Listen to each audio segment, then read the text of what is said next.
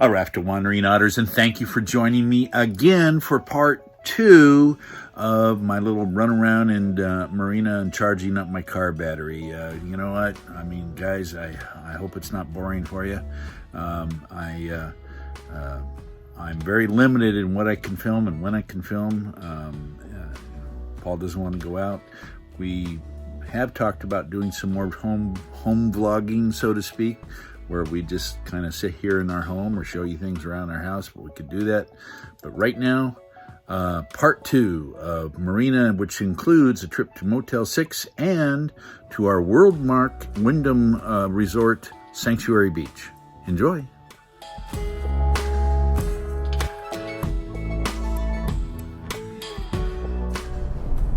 So my take on this is the gate is half open, half closed. So you kind of come in here at your own risk, and you can be asked to leave anytime they want, since they actually technically have the close sign up. That's my interpretation. I didn't see any park rangers out there, so anyway, that's what I make of that. Here's that cute doggy again.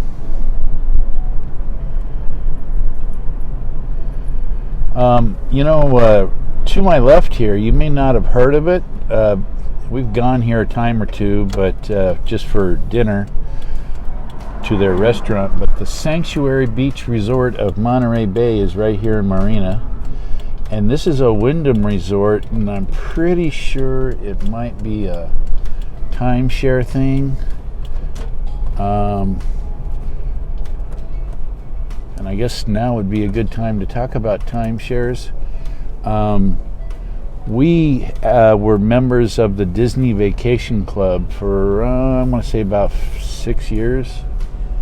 And we were able to finally sell our membership because Paul stopped wanting to go to Disney. It's a long story, but anyway, suffice it to say, we had reason to sell it.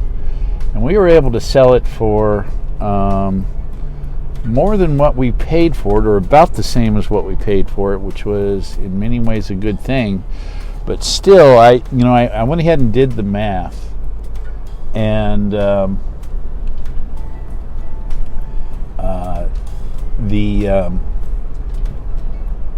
by the way, this is really nice, but you are really you're like above the dunes that usually give Marina, the city, a windbreak.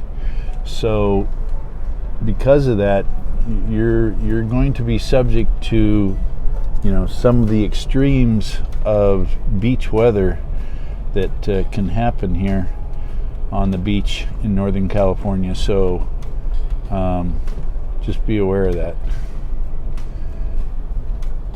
Anyway, I did the math, and the Disney Vacation Club ended up not really saving us any more money than had we just bought pre-packaged vacations like through Costco, AAA,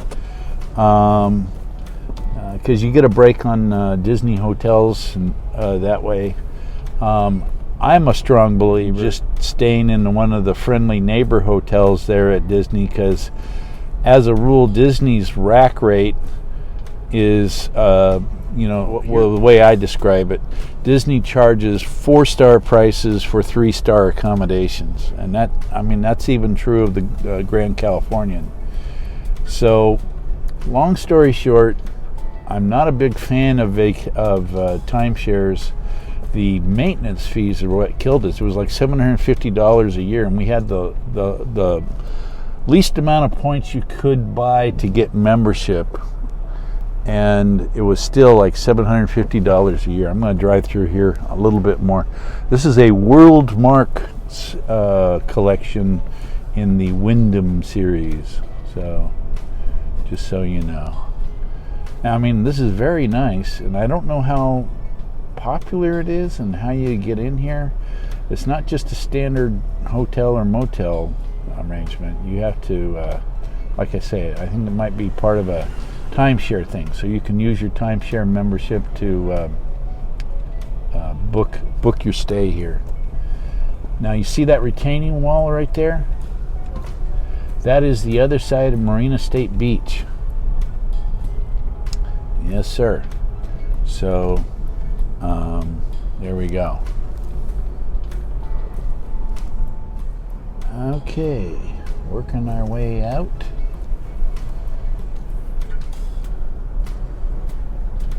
So yeah, this is a super nice place. I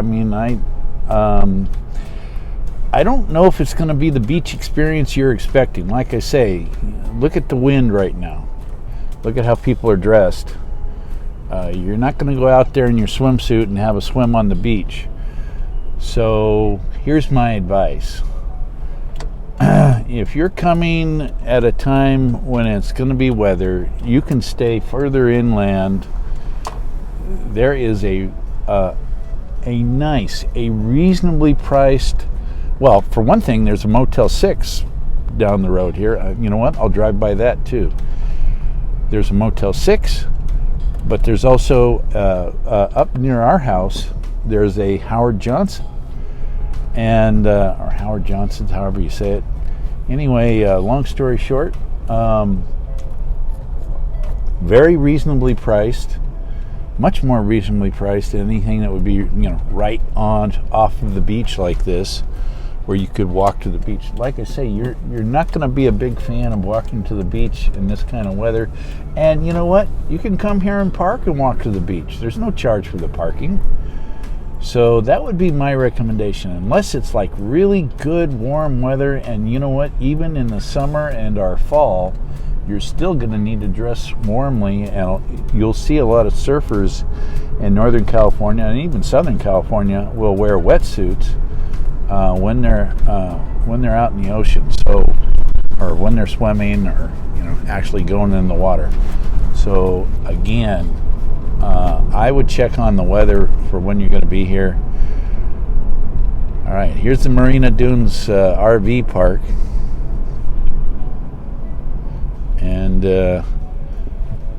like I say, they built that extension down there.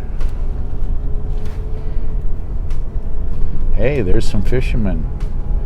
Now this might be a good time to do some fishing. There wouldn't be so many people down there, and sometimes when it's crazy weather, you can do okay fishing. I don't know. Surf casting is what they would call that.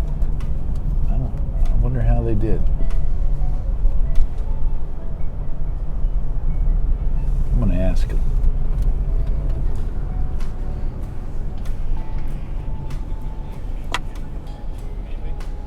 Did you guys do any good? Really. You got skunked? Yeah. What were you fishing with? Were you fishing with shrimp or? Yeah, were you hoping for halibut or? No. Just whatever. Yeah, just, whatever takes a hook. Yeah, basically. Yeah. All right. Better luck. Well, that's been my experience with fishing around here. It's very hit and miss. You pretty much have to go out on a fishing boat to catch any kind of fish. Most of the fish that you're going to catch around here, there's the bait fish. They have sardines and mackerel and squid. So you can actually, I don't know if you catch squid. I think you net squid. But anyway, here's this addition to the Marina Dunes RV park. We'll drive through real quick. Don't tell anybody. By the way, I don't know if we've shared with you, but our plan is to get a pickup that can tow a reasonable amount, either a fifth wheel or a travel trailer, a bumper pull travel trailer. We've switched from the motorhome thing. I just have many issues with motorhomes. But right there is an older Nash. Nash is a great brand. It's made by Northwood in Oregon, and they are a great brand. So I would consider that one, although I think we want one slightly bigger than that if we're going to travel cross country. So stand by for that. I don't know when or how or whether we'll do it, but okay. You know what?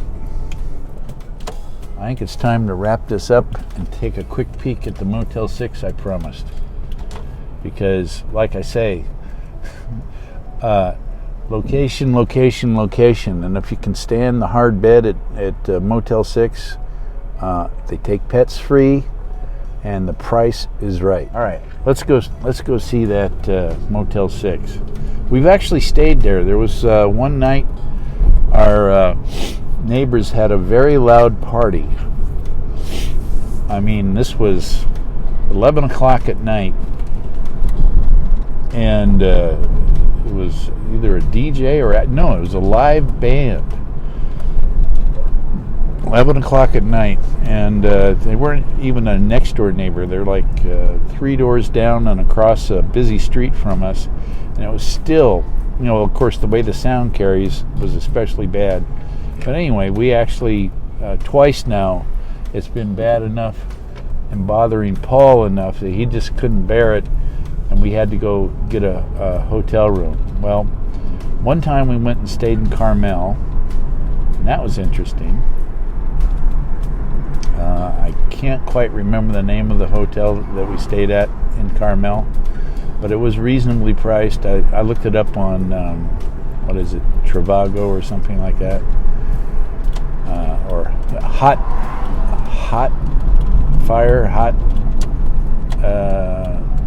Wire. Boy, I sound like an old doddering man, don't I? Okay, so Wi-Fi, we got a Denny's. I mean, look it's not the lap of luxury, but it's actually a very nice, very clean Motel 6, very safe neighborhood. I'm a big believer in them. If you get the right one in the right neighborhood, I think they're fine. And they actually have upped their security game. When you stay at a Motel 6, you have to show a driver's license for every person that is staying there. We got used to that drill when Susan and I would take Susan's driver's license with me when I would go to register. This is when we were traveling cross country to Kansas, and before we got our little travel trailer, I would have to take Susan's driver's license with me before I checked into the Motel 6, because they wanted to see everybody that was staying in the room, their driver's license. And that actually was kind of interesting. And one of the clerks explained to me that it's a new policy for Motel 6. See, this is all very clean. I don't, there's it's a very nice Motel 6. You're going to pay a little more than a typical Motel 6, but still, in relative terms, it's going to be one of the cheapest places you can stay at, or least expensive. I shouldn't say cheapest, I guess, right? Like the difference between less and fewer. All right. Well, thank you for joining me today. On our right is the Howard Johnson Hotel or Motel, of which I spoke. And it too can have some very reasonable prices. At one time, for a single person in a room, a regular room, it was like $50 a night. I don't know what their current deals are right now, but there it is, Howard Johnson Hotel. I'll go ahead and drive by. It's right connected to a Valero gas station here, so I actually had a cousin stay there, and they were very happy. These other hotels, that's an apartment building now, but the Laguna Lodge is probably not bad. I don't really know anything about it, but anything that's up the hill here and away from the beach, you're still, 3 minutes and you're at the beach, and your price is probably 1/2 to 3/4 what you would pay on the beach. True story. After Wandering Otters, thank you for joining me so much for today. Steve Solo and out here and about on Marina Beach and its environs. Hope you enjoyed what you saw. Hope to see you in the next one. After Wandering Otters.